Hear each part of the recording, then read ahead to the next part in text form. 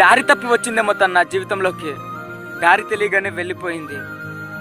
తనకే దారి తెలియనప్పుడు నా ప్రేమే సర్వం అనిపించింది. తనకు దారి తెలిసాక నా ప్రేమ నేను రెండు భారమైపోయాము.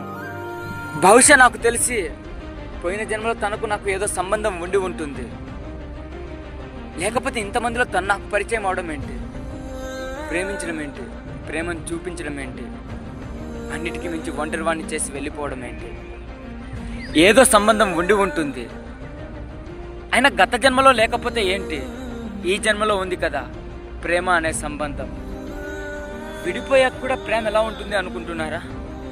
ప్రేమ అంటే జీవితాన్ని సంతోషాన్ని మాత్రమే పంచుకునేది కాదు, బాధను భరించలేని జ్ఞాపకాలను పంచుకునేది కూడా.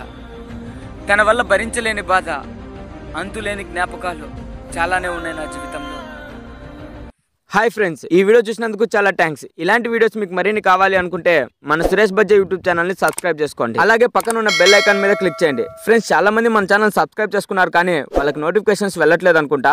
ఒకసారి మీరు బెల్ ఐకాన్ యాక్టివేట్లో ఉంచుకున్నారో లేదో చెక్ చేసుకోండి. Thank you friends.